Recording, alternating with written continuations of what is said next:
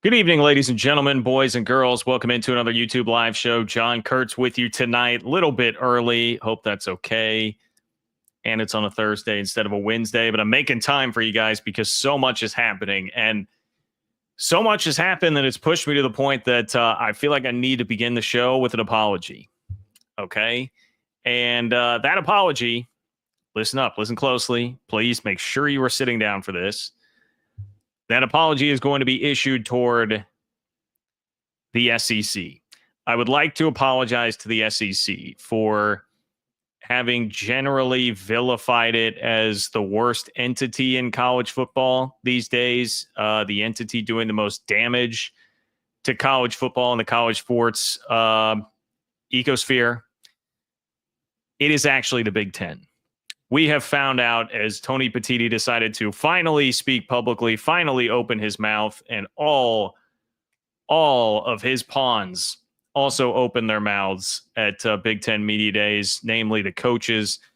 When they were behind microphones this week, it has become abundantly clear that the Big Ten is the biggest problem with all of this right now. Now, the SEC is no angel. Greg Sankey is no angel. But Tony Petitti and the Big Ten, people, make no mistake, this is a problem. I did not like any of what I heard from the Big Ten at all on this. So I'm going to have to weigh in. You know I will do that. I want to follow up on the Memphis story. Obviously, those who watch the channel, you saw my video earlier this week about the push that Memphis has made to get into the Big 12 by trying to pay, depending on who you read or believe, anywhere from $150 to $250 million to the Big 12 to get into the conference, and would allow the Big 12 to kick it out in 5 years if things aren't working out well. Pretty crazy, but that's on the table, and the Big 12 apparently is not interested. Now, I was basically with that idea.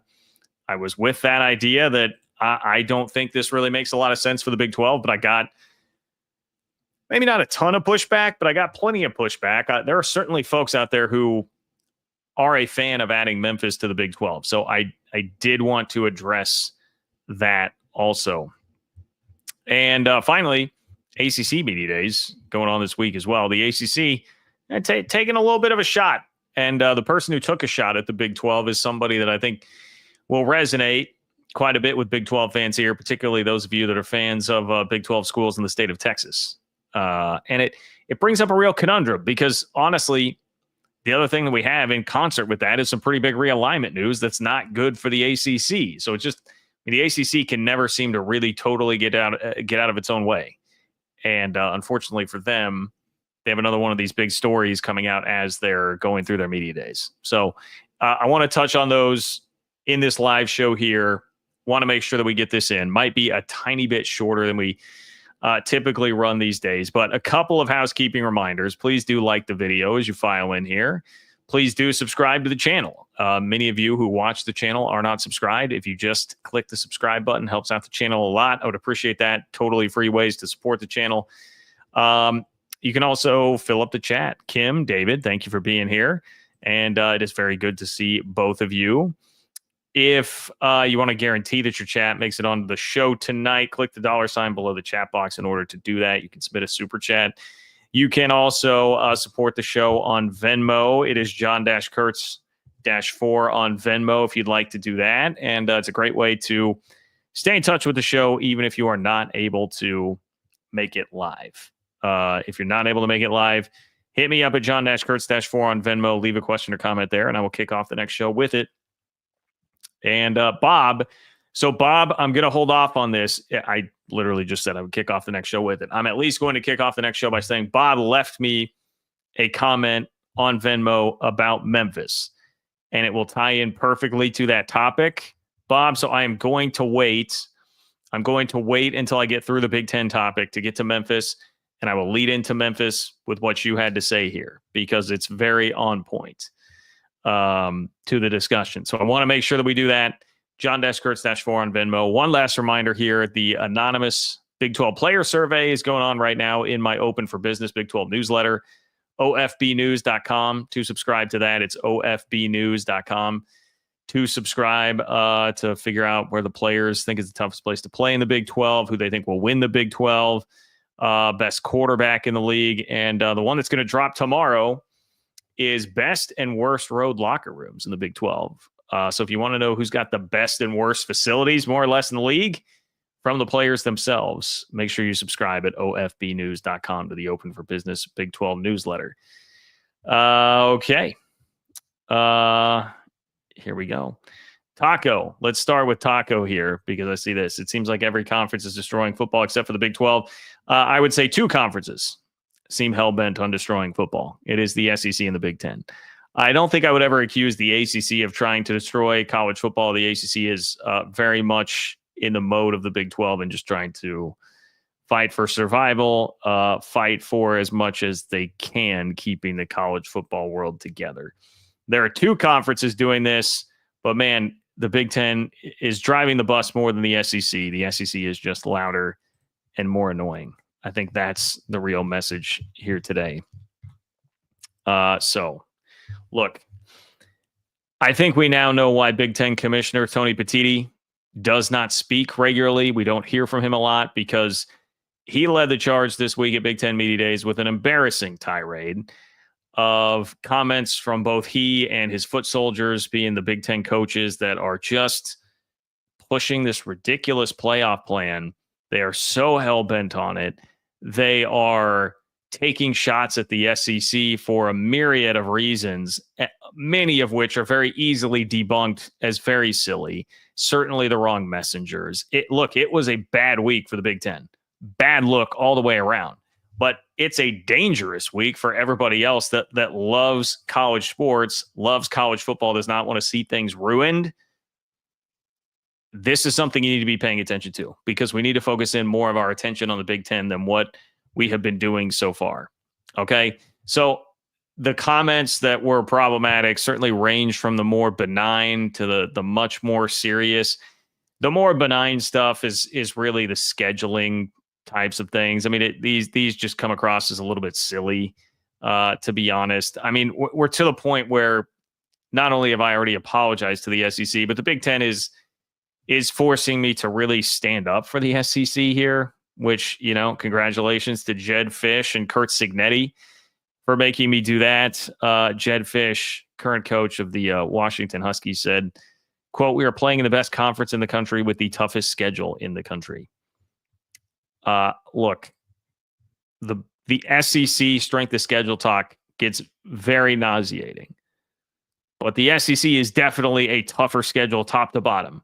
Like if you take the average SEC schedule, it is going to be much more difficult top to bottom than your average Big 10 schedule.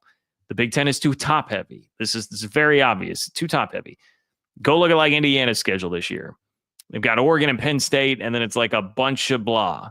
And that's what your typical Big 10 schedule is. So pardon me for objecting a little bit at that comment from Jed Fish. Now, Kurt Signetti of Indiana, again, Kurt, like I was writing for you guys last year. The SEC pushback against Indiana, I understand, is annoying, and I'm sure you feel this personal vindictive sense to get back at them at the podium, and it's why you took a shot.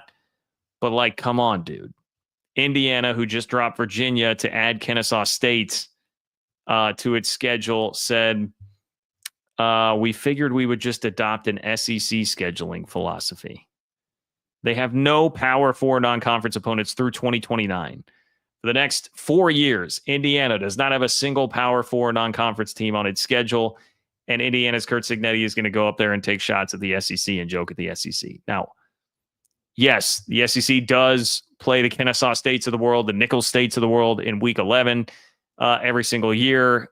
It's a pretty brilliant marketing strategy by them and just strategy to help keep their teams healthy and playing well and not losing games at the end of the year. But come on, dude.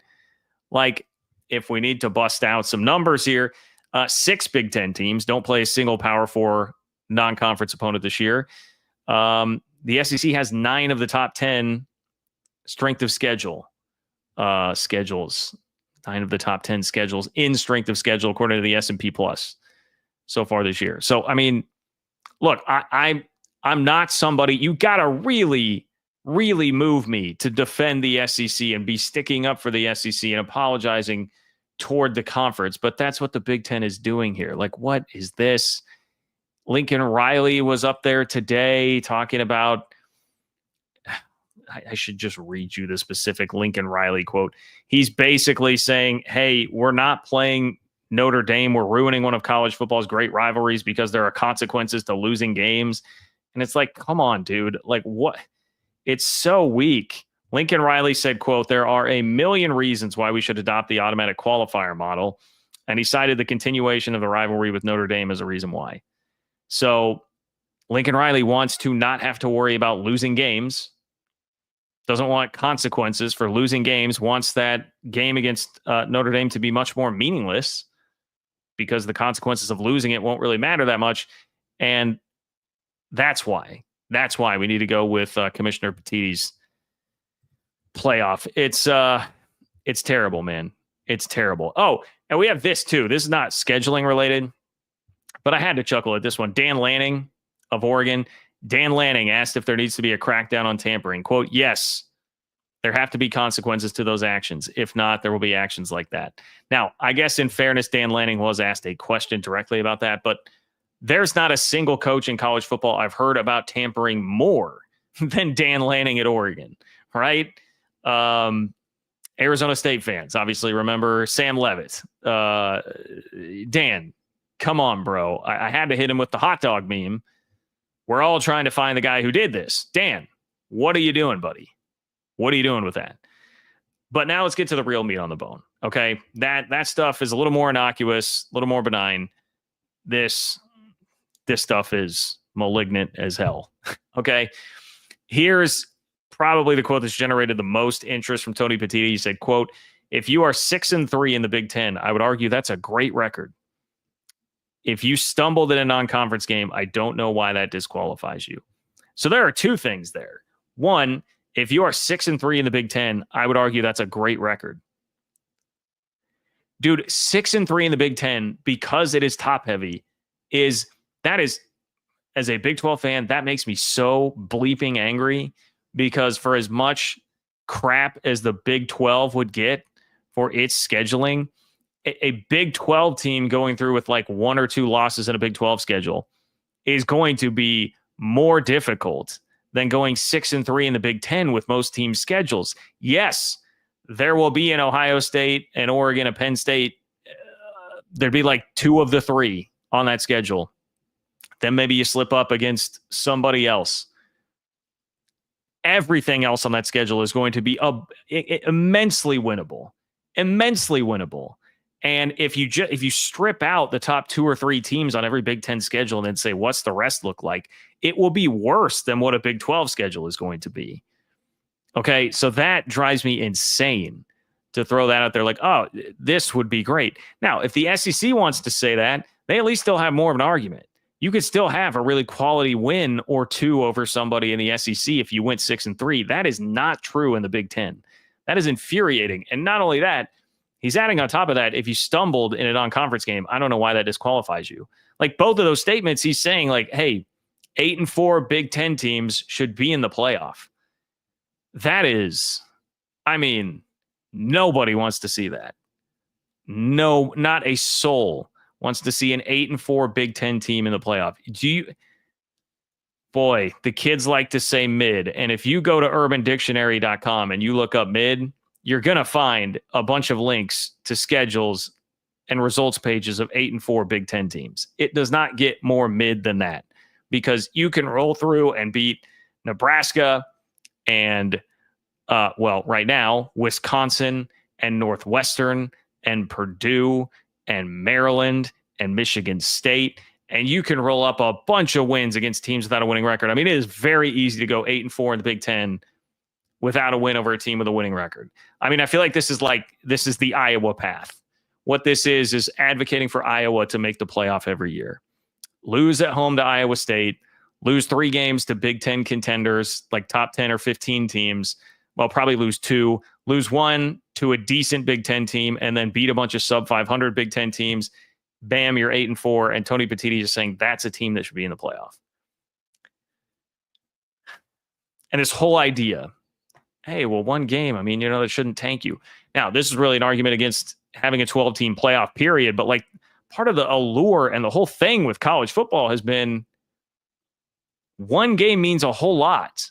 And every game has this intensity behind it because you cannot afford to lose these games. Now, we've already gotten further away from that than we should have, honestly, in the game. But Tony Petitti is hell-bent on trying to push us even further away from that. So it's just dangerous. I mean, that is not what this sport is built on. And remember, Tony Petitti is a guy with a professional sports background. This is why when Brett Yormark got up there a couple of weeks ago in Frisco, one of his first comments was, this is not professional sports.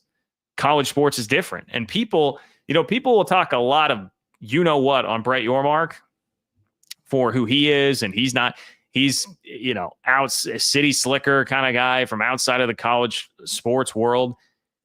He understands college sports a hell of a lot more than Tony Petitti does, who's a little bit more unassuming, not as out there as Brett Yormark is, does not make himself publicly available as much as Yormark does, but Yormark has a much better understanding and grasp on what makes college football great than Tony Petitti and the stuff that he is spewing. Look, I got to give a shout out to Stuart Mandel, okay? My guy, Stuart Mandel from The Athletic. I'm going to read from his article. He said, I asked Tony Petitti at his news conference Tuesday whether public opinion factors into these discussions. Petitti took umbrage with my assertion that fans have indicated overwhelmingly they do not want a system where certain conferences get more bids than others. Petitti responded, I'm not aware of massive studies with real research that have demonstrated that. At this point, I being Mandel, mentioned an admittedly unscientific Twitter poll I'd conducted that morning in which 75% of the respondents preferred a 5+11 model. Petitti's response, we feel strongly that fans will gravitate toward a play-in weekend. Okay, buddy. Love that, man. Confront him with the evidence. Confront him with the evidence right there. Throw it right back at him. That's great, man. It's great. Now, Petitti's got his foot soldiers all brainwashed. I mean, all brainwashed. You can find any number of quotes from all these dudes this week. Quote, I am in 100% agreement with what Tony is saying. Wisconsin head coach Luke Fickell. 0 points for creativity there from Fickell. I'm in 100% agreement with what Tony is saying. Great. It's imperative we need 4 automatic bids, a 9-game schedule in the Big Ten Conference. Jed Fish said we can't leave it up to chance with a 5-11 combo. Quote, if there are 7, 8, 9, 10 Big Ten teams alive in November that can have a chance to be in the playoffs, that's going to do a world of good for our college football team, Illinois coach Brett Bielema said. All right, these guys, they're following marching orders, man. They're following marching orders. Another shout out to Mandel. The whole tone of his story was that everybody's being gaslit here by Tony Petitti. And yeah, he's got the coaches gaslit too, man. He's got them all there. But as with anything, you can turn around and ask the question, all right, well, what is really driving this, right? And typically it's money, right? It's greed. I mean, in general, that's going to always be the answer, but especially like college football right now in the college sports space, what's driving this? Greed, money. But TV is what's fueling the greed here, okay? This is where it really starts to get interesting, both from Mandel and then Pat Forty at Sports Illustrated. So Mandel says, meanwhile, it's no secret what entity holds the most influence over Petitti's conference, Fox. In an unusual agreement, the Big Ten Network, not the conference itself, controls the media rights, and Fox owns 61% of Big Ten Network, effectively giving it control over the Big Ten. Wasn't that interesting? So Fox really is pulling the strings here. Petitti is a guy who's trying to please Fox more than anything else. And what's the rub with that? Well, Fox badly wants a bigger piece of college football's postseason than its lone current property, the Holiday Bowl. ESPN has the college football playoff tied up for another 7 years, so those proposed Big Ten play-in games would give Fox and or the networks that it sublicenses to more inventory, which puts more cash in the coffers of Big Ten members. Isn't that just lovely, right? Fox wants this because they've been locked out of the playoffs, so they want the extra play-in games. They want a piece of the money pie, and therefore the Big Ten schools want more money that would come from that. All about money. Follow the paper trail, folks. And the paper trail leads back to TV pulling the strings and using professional sports guy Tony Petitti to be the Baghdad Bob for this thing and go out and stump for it poorly, I might add, this week in front of the media, and then get all the coaches to just fall in line and start saying ridiculous things. Probably by wisely, I guess I would say, the tactic to get the coaches behind this. Get them all fired up at the SEC, which is kind of talking smack on them. Get them all fired up at the SEC and have them come out and use that as what drives their emotions in all of this. But hey, some great quotes from the Sports Illustrated article from Pat Forty. He quotes a couple of sources here. One that said, quote, "The entire country knows 4-4-2-2-1 is a rigged system. Petitti overcompromised his league and can't walk it back." And I would think that a lot of this probably is because Petitti figured at the time, well, the SEC will be with me on this. They'll like this. And it's just, we're going to push this through. And it felt and seemed like that for a long time until Brett Yormark and Jim Phillips, the Big 12 and the ACC, came in and poison pilled the thing and said, no, wait, hold on. No, you're not going to do that. Here's another quote. Quote, "He's gotten way out over his skis," a source said of Petitti. "He's lost the room." Well, he certainly hasn't lost the room of coaches, at least as of right now, but he's apparently lost the room when it comes to everybody else that's involved in the college football playoff. And that much is abundantly clear. And they're just digging their heels in the sand and pushing this horrific idea that nobody really likes or agrees with, other than, I suppose, some Big Ten fans. But I even saw some Big Ten fans this week being like, yeah, hey, maybe Petitti should probably adjust this strategy a little bit. The Big Ten, man, I'm telling you, the SEC is louder. It's more brash. It's more annoying. That's why we tend to associate okay, well, the SEC is the real big problem here. The Big Ten, I think, is worse. Greg Sankey's already said, hey, if we just go status quo, we keep it at 12, whatever, we're fine. Big Ten's the one that started pushing 16 right away as soon as we expanded to 12 anyway.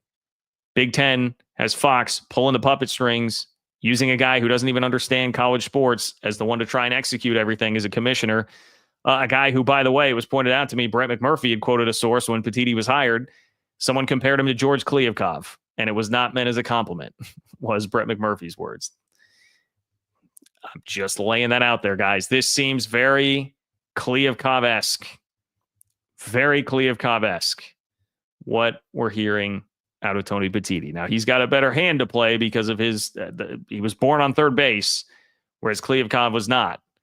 But, man, I can see why the comp is there. And who was before Tony Petitti in the Big Ten? Oh, that was Kevin Warren, who also had a bunch of really harmful ideas that he was trying to push as a guy without a real college sports background.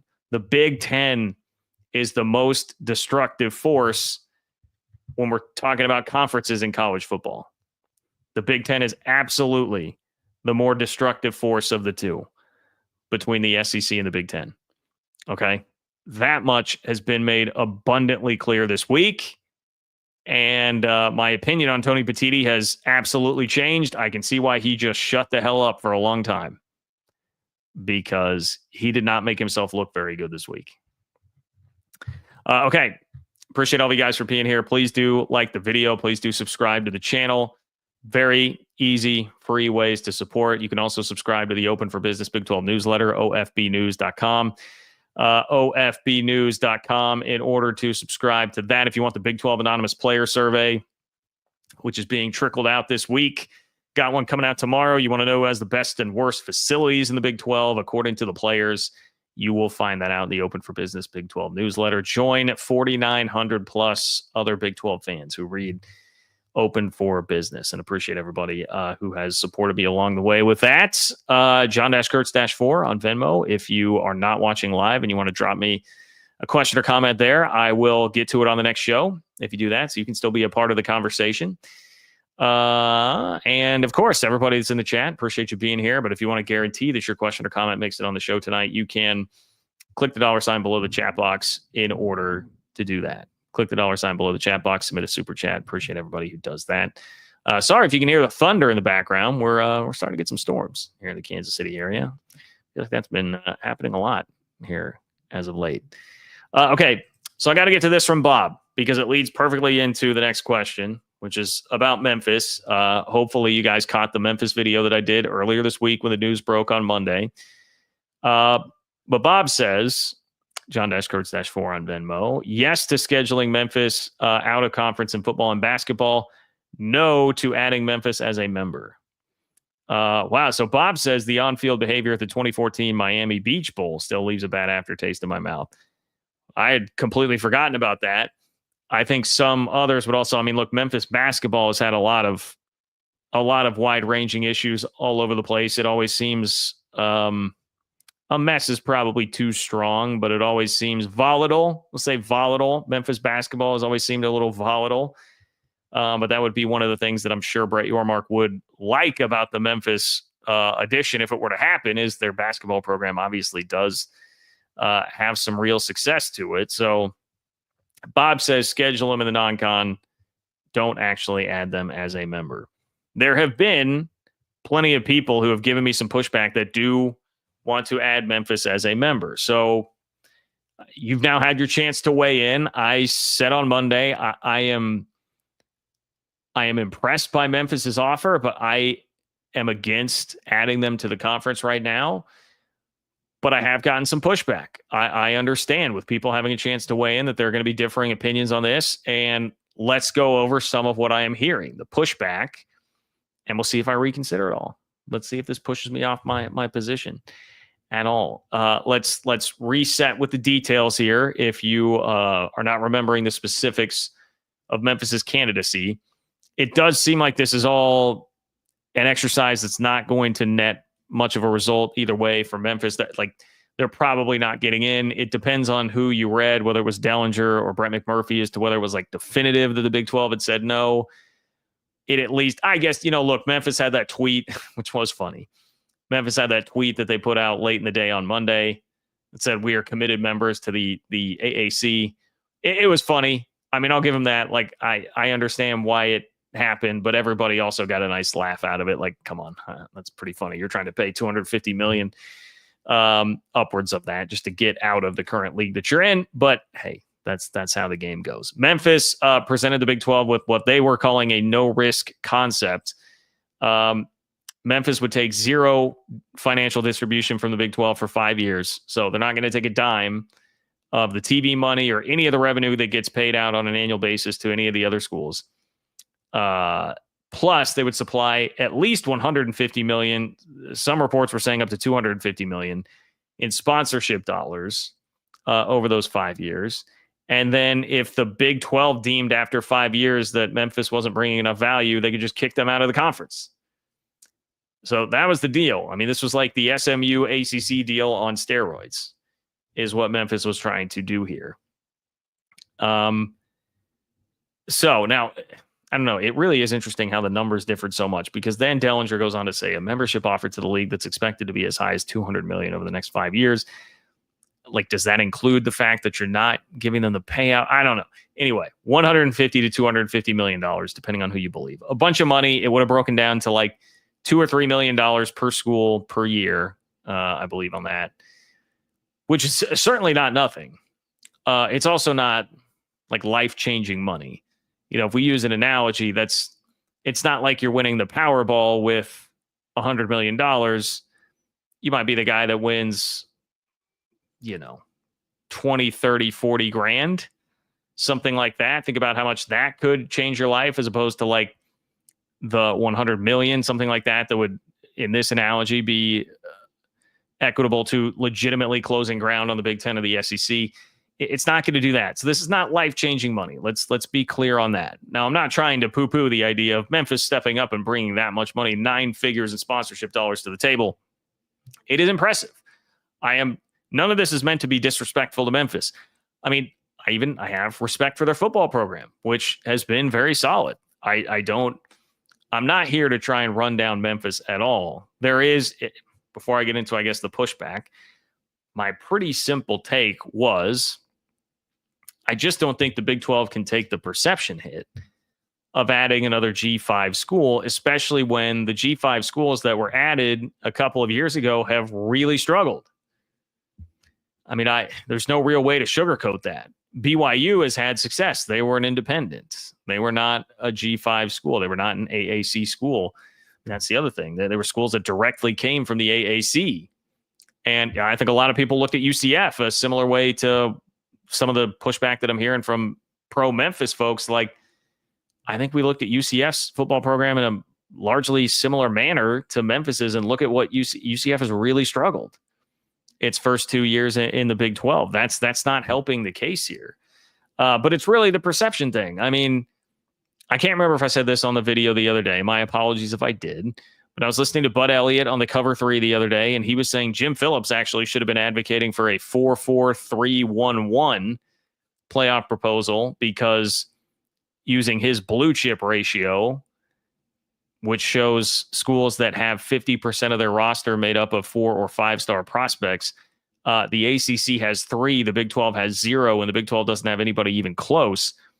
So why should my league, if I'm Jim Phillips, be getting the same amount of auto bids as the Big 12? Like, that's the perception issue that you have already. And if you go out and you're adding another AAC school, again, it's nothing against Memphis specifically, but it's going to make the perception issues even worse for the Big 12 there. I also heard Ralph Russo from the Associated Press. It was on with the 365 guys. Would highly recommend checking out that interview. But Ralph Russo said that maybe is he not with AP anymore? Anyway, longtime college football writer. He made the point like, hey, everybody's looking at 2030. Maybe there's going to be a super league then.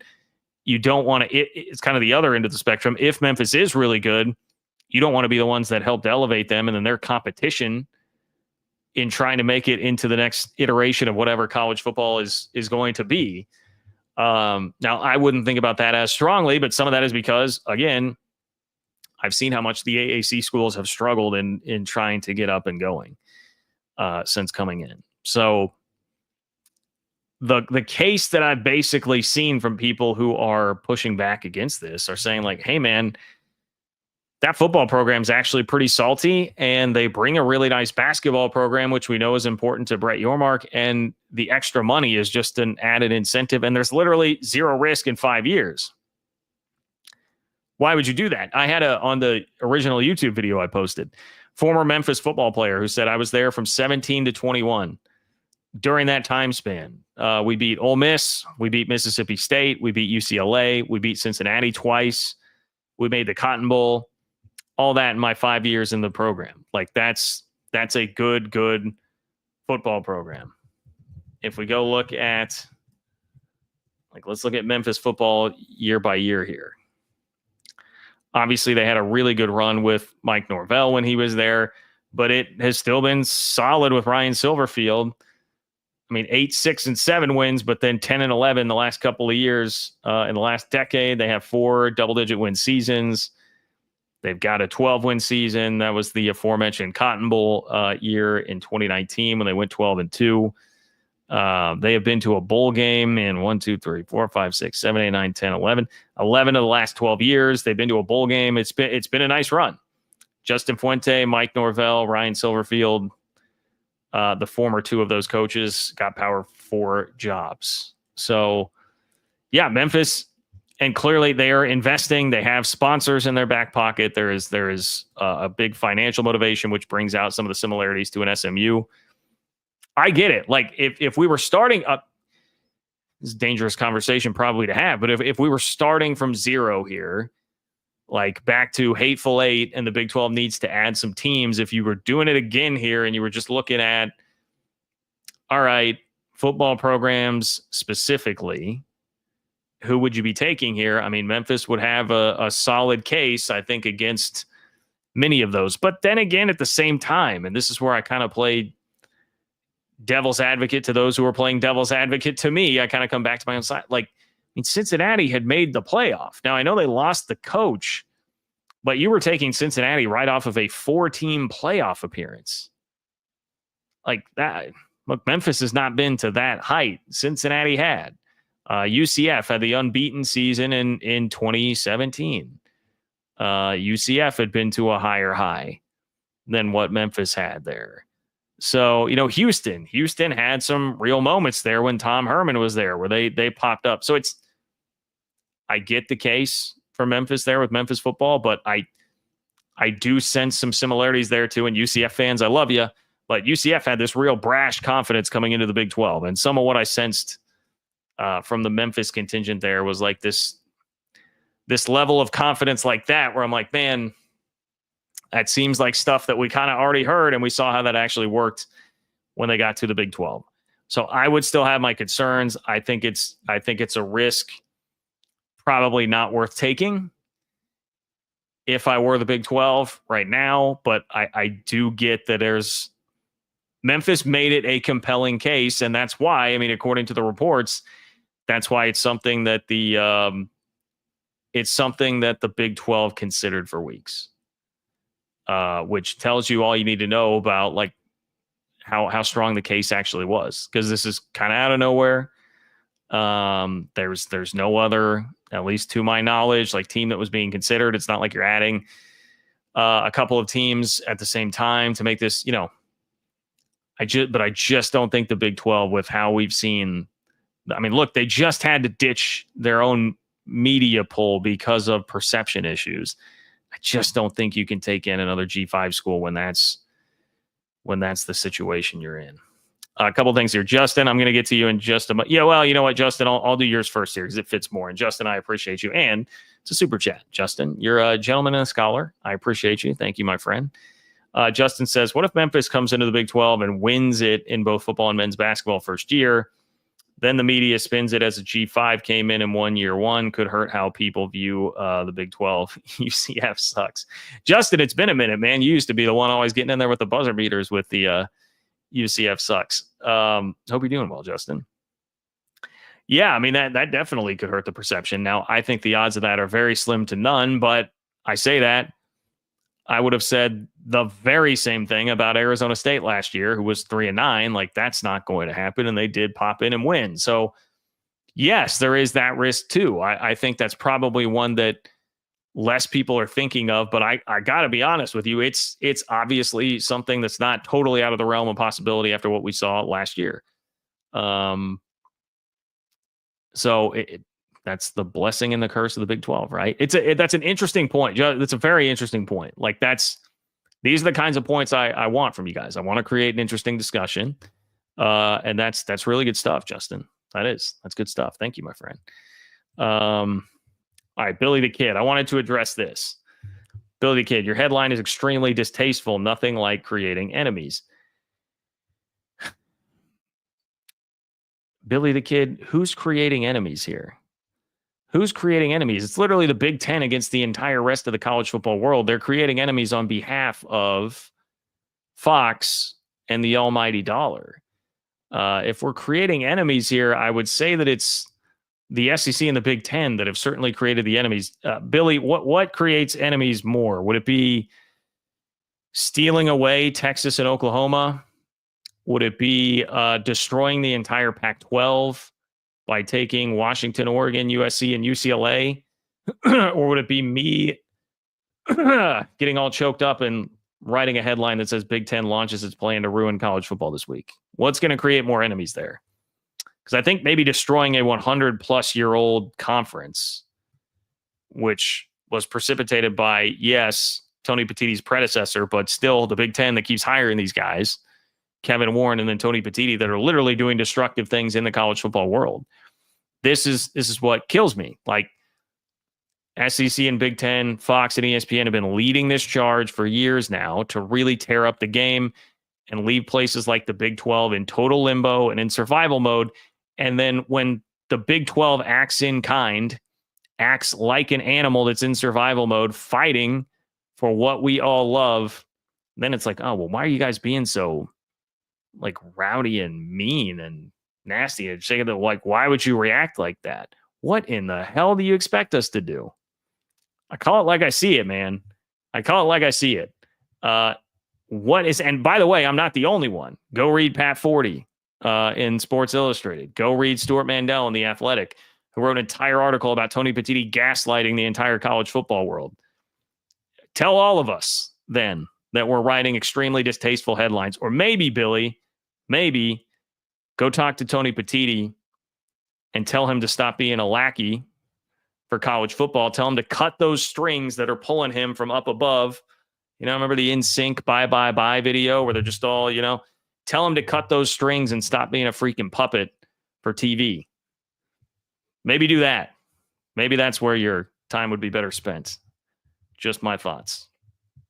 Just my thoughts. This, Jason, I think this is interesting too. Big Ten fans are experiencing a brand new feeling they've never had before, people actually paying attention to them. I don't even know that it's so much like people actually paying attention to them as it is they're usually not the enemy. The SEC takes the heat. And now it is not the SEC taking the heat. It's the Big Ten taking the heat because people are kind of coming on to this. And look, it's the SEC's own fault. Like, they're loud and brash and annoying. It's a part of their brand. It is what it is. They've certainly earned plenty of the criticism, but it has largely shielded the Big Ten. And now for the first time, the Big Ten is peeking around the corner like, wait, hold up. You guys are mad at us? Like, look at them. Look at them. They're not playing 9 conference games.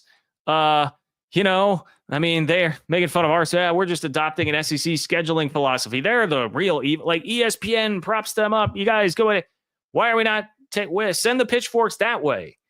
And everybody in the college football world's kind of like, no, dude, like, we listened to your commissioner up there. We heard Lincoln Riley crying about having to play Notre Dame and that he wants no repercussions for losing those games. And for some reason, Jed Fish is talking. Like, what is going on here? No, your conference is really problematic here. We're coming after you. The pitchforks have turned.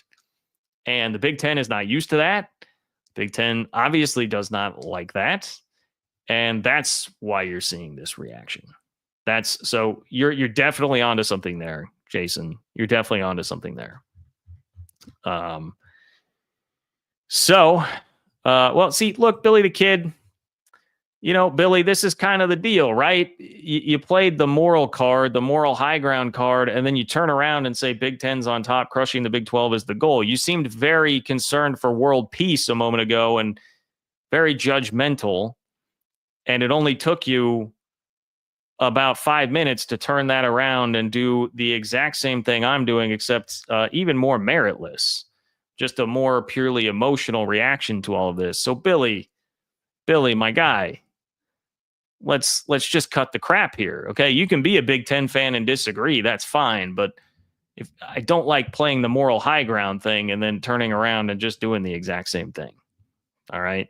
So Billy has shown his true colors, everybody, unfortunately. Billy has shown his true colors. What's up, Eddie? Thank you for being here, Eddie. Eddie says, hi, buddy. No to Memphis now. I would rather wait for what happens to the ACC. I'm glad you said that, Eddie, because that's where we're going next. I'm glad you said that. I think the Big Ten betrayed the ACC and Pac-12 and got USC, UCLA after that agreement on paper. Go Big 12. That's really interesting. I forgot about that too, Eddie. The ACC did kind of get screwed out of that whole alliance thing too. Now, again, that was not Tony Petitti. That was Kevin Warren, but created the alliance, writing on the back of a napkin, that whole thing. And then Kevin Warren turned around and still kind of screwed the ACC too. Now, it screwed the Pac-12 more than anything else, but yeah, what a time that was. The Big Ten leading the charge on the alliance once upon a time. Yes, the Big Ten, all for altruism and the greater good of college football and the sport. That has always been at the forefront of the Big Ten's motivation, and Eddie has given us more proof of that. Thank you, Eddie. You guys need a real estate agent in San Antonio. Hit him up, Eddie Lozano, San Antonio Real Estate. Thank you, my friend. All right, let's get to the ACC piece of this, okay? Because, look, we have a big conference realignment report, and I've honestly kind of buried it here. And we're going to work our way to it in the midst of some shots levied at the Big 12 by Rhett Lashley, SMU's head coach. Okay. So you'll be a little fired up, but we're going to come back and that's the shot. The chaser will be sobering realignment news for the ACC. Okay. So ACC Media Days was going on this week as well. Big Ten took more of the spotlight because they're taking big shots from everybody nationally in college football right now. And the problem here for the ACC is that, like, they made some good points in fighting for their conference right now, but the ACC like can't ever get out of its own way. And so at the same time that they're fighting for good points, we get a pretty big like realignment report that's obviously negative for the future of the ACC. So let's start with this. I forgot I'm going to try to play these comments for you from Rhett Lashley. I will try to play these comments. Actually, I might not be able to, guys, without getting flagged by YouTube. Let me just tell you that Rhett Lashley said, quote, "There's no question that our league has separated itself as one of the top 3 leagues in America." Okay, that's obviously a shot at the Big 12. And he points out that all the national champions in the sport since the year 1990, when Colorado won the Big 12, are in the SEC, the Big 10, or the ACC. Now, we can talk about Messenger. What has SMU done since 1990? But look, he's right. I mean, that's a valid point. This is the whole thing. With the ACC. They have some good valid points here because they have some big brands. I mean, look, Clemson is going to be maybe not an overwhelming favorite to win the national championship this year, but Clemson is going to be projected by many to win the national title. Certainly a team that can be in the playoff. And Florida State has won national championships, right? Shout out to Jimbo. Probably should have played for at least a playoff appearance a couple of years ago. Got screwed out of it. These are big brands that have won big time. Miami. Yeah, it's a little tougher case to make these days because, Ray Lewis isn't walking through that door. But you get the point. Like, Miami's been a huge brand. North Carolina is a coveted realignment piece. Like, the ACC has some really nice pieces. But the ACC also completely lacks stability. And so right as you have this point being made by Rhett Lashley, you have a report coming out from inside Carolina about North Carolina being interested in a potential departure from the ACC and could be, quote, considered at the front of the pack alongside Clemson in trying to get to the SEC. That is, quote, where the Tar Heels are aiming. And it mentions 2030 as the target date there, quote, if the Tar Heels haven't made their departure sooner. So that settlement, right, reduced the buyout costs. And most of the speculation has been about 2030 when it goes down to its ultimate lowest level. But this is now insinuating that North Carolina could be leaving even before that. So it's further evidence that the ACC is not stable at all. They're still very much looking at their biggest brands leaving in 2030, if not sooner. And this report gets dropped on them as coaches like Rhett Lashley are up there at the podium trying to make this point about, like, hey, look at us. We're great. We're one of the top 3 leagues. We should separate. From the Big 12. Don't lump us in with that. That's the ACC in a nutshell. And it's kind of fascinating. It's a fairly fascinating place for the league to be in right now.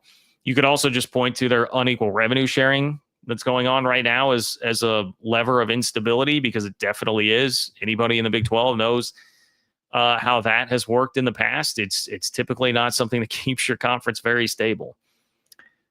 Now, I would also point out that Rhett Lashley is 2-6 against the Big 12 and 8-2 against the ACC as the head coach at SMU. So maybe, again, Messenger taking a shot at the Big 12. Not the greatest thing in the world, since he has struggled more in that department than he has against the ACC. But, you get the idea. Obviously, we know what happened against BYU. BYU at home last year. That was better win than Miami had to relitigate the whole playoff fiasco that BYU didn't get any consideration. Let me give this, though, to Rhett Lashley. He did have one interesting point here. Okay, one interesting point. Rhett Lashley advocated for a different playoff proposal that did have all the auto bids. So, I mean, it still is basically a non-starter for me and for most. Okay, but how would you guys feel about this? I am interested in how you guys would feel about this. Rhett Lashley says he wants a 4-4-4-3-1 playoff format.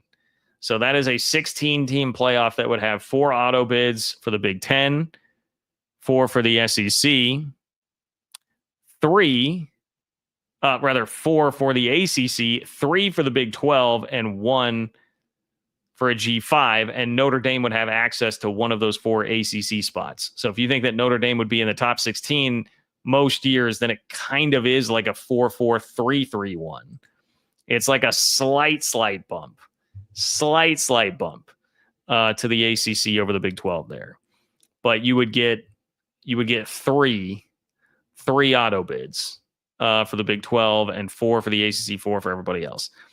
So that again becomes more tempting because like your place in the college football world, you're pulling pretty close there, and you're not dealing with at-large bids, which then would give the SEC and Big Ten like more unlimited potential to jump you in terms of teams in the playoff. You got more chances, you have more opportunities there. That is really tough to pass up when you're thinking about how that would play out over the next 5 years versus what like a 5-11 would look like. But again, the problem is the whole idea that we started this with, turning it into more of a like professional sports kind of environment, system, etc. It is definitely doing that. And look, if you believe Brett Yormark is principled in his stance here on 5+11 being that like, hey, we're not going to do it. And we're not going to do it because this is not what college sports is supposed to be about. And like what he said at the podium about Petitti, this is not professional sports. I suppose you have to assume he would not take part in that plan. It was just Rhett Lashley that was saying it, not necessarily the entire ACC. So I don't know if they would fall in line. I don't know how Jim Phillips would feel about it. Would he totally fall in line? I don't know. But that was intriguing, where I was like, hey, that's a pretty interesting hypothetical to throw up there. Now, I'll take this from Al and say ACC and Big 12 don't have a vote. They don't. Great to see Al Bundy actually in the chat. Al Bundy, celebrity in the chat.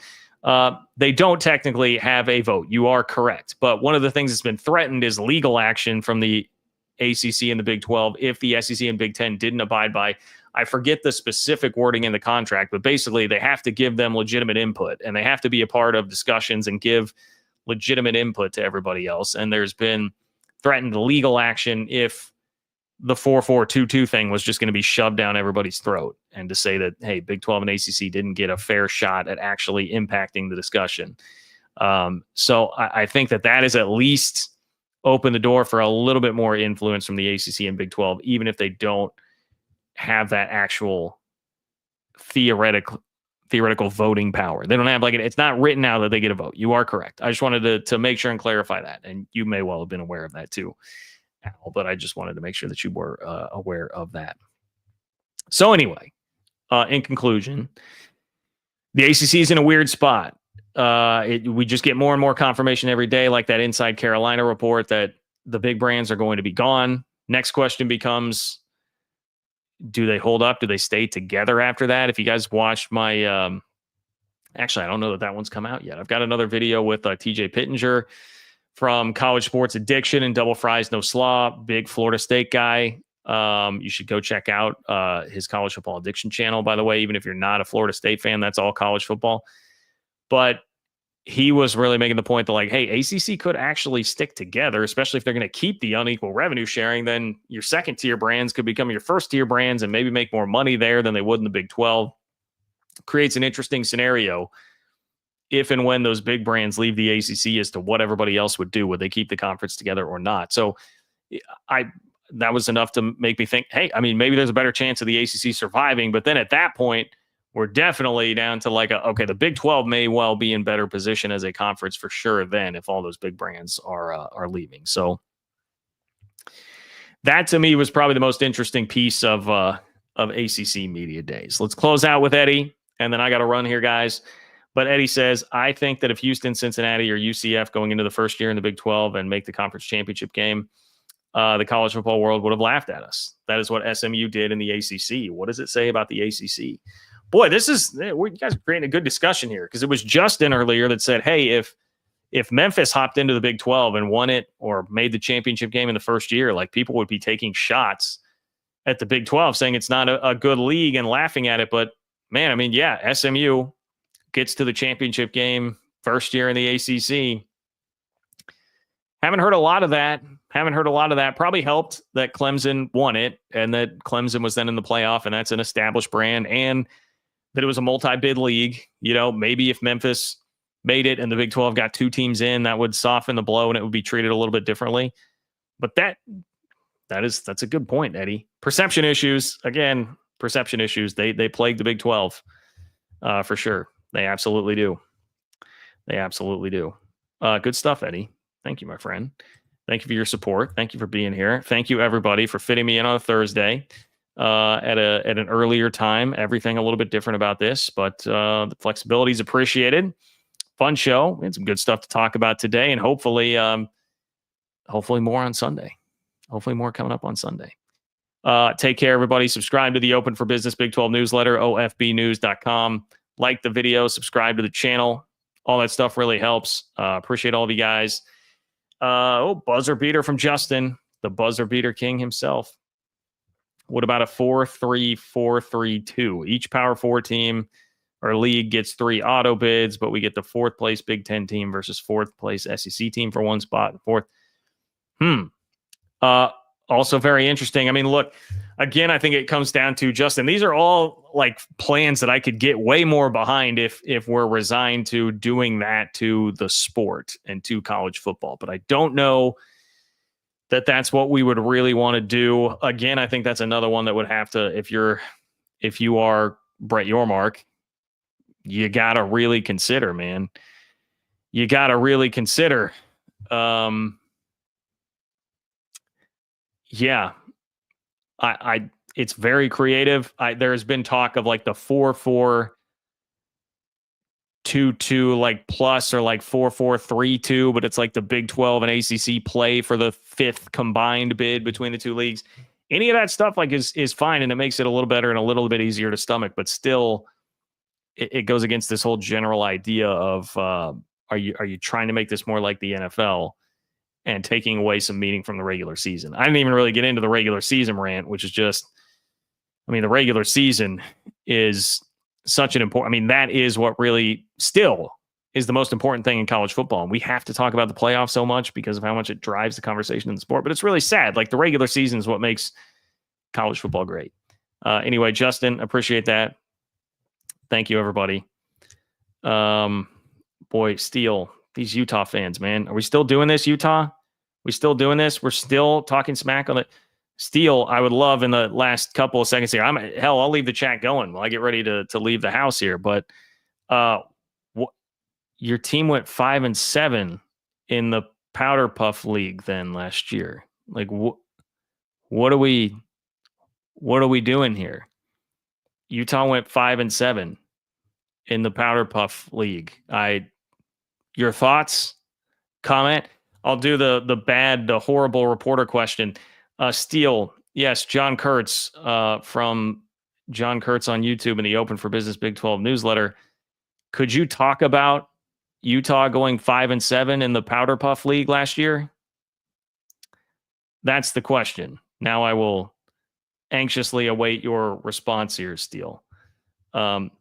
Actually, I know why Steele is offended, because Steele must consider himself an honorary member of the Big 10. That is where Utah fancies itself headed toward at some point. And this was not a great week for the Big 10. So must be a little sensitive for the honorary members of the Big 10 there, the Utah Utes. Okay. Well, thank you for that, Steele. I guess we have no response. Steele is going to take the Tony Petitti route and not speak publicly. And that is all very fitting. Okay. Take care, guys. I really do have to run. Thank you for being here, and I will talk to you all soon.